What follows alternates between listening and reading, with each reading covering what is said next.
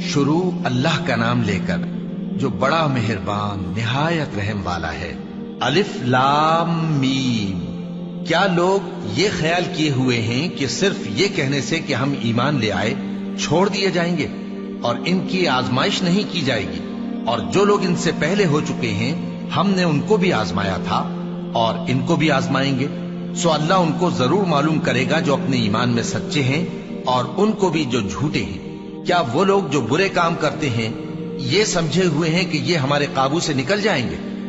جو فیصلہ یہ کرتے ہیں برا ہے۔ جو شخص اللہ کی ملاقات کی امید رکھتا ہو تو اللہ کا مقرر کیا ہوا وقت ضرور آنے والا ہے، اور وہ سننے والا ہے، جاننے والا ہے۔ اور جو شخص محنت کرتا ہے تو اپنے ہی فائدے کے لیے محنت کرتا ہے، بے شک اللہ تو سارے جہان سے بے نیاز ہے۔ اور جو لوگ ایمان لائے اور نیک عمل کرتے رہے ہم ان کے گناہوں کو ان سے دور کر دیں گے اور ان کو ان کے اعمال کا بہت اچھا بدلہ دیں گے۔ اور ہم نے انسان کو اس کے ماں باپ کے ساتھ نیک سلوک کرنے کا حکم دیا ہے۔ اے مخاطب، اگر تیرے ماں باپ تجھے مجبور کریں کہ تو میرے ساتھ کسی کو شریک بنائے جس کی حقیقت کی تجھے واقفیت نہیں تو ان کا کہا نہ مانیو۔ تم سب کو میری طرف لوٹ کر آنا ہے، پھر جو کچھ تم کرتے تھے میں تم کو جتا دوں گا۔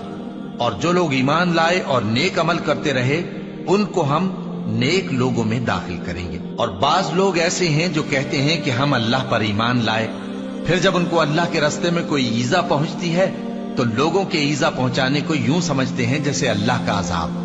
اور اگر تمہارے پروردگار کی طرف سے مدد پہنچے تو کہتے ہیں کہ ہم تو تمہارے ساتھ تھے۔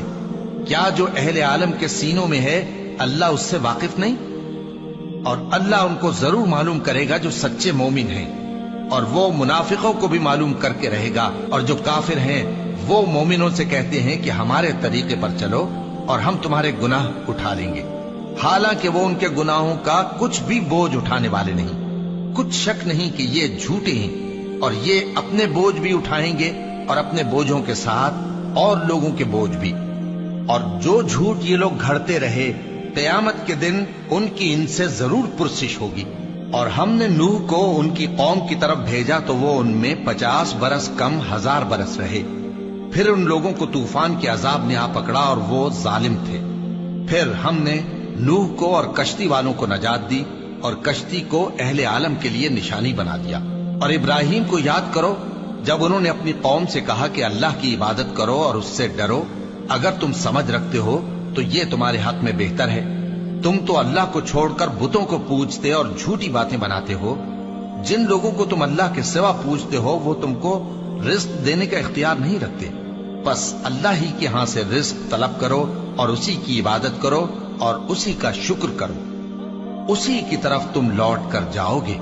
اور اگر تم جھٹلاتے ہو تو تم سے پہلے بھی امتیں اپنے پیغمبروں کی تکذیب کر چکی ہیں، اور پیغمبر کے ذمے کھول کر سنا دینے کے سوا اور کچھ نہیں۔ کیا انہوں نے نہیں دیکھا کہ اللہ کس طرح خلقت کو پہلی بار پیدا کرتا ہے پھر کس طرح اس کو دوبارہ پیدا کرے گا؟ یہ اللہ کو آسان ہے۔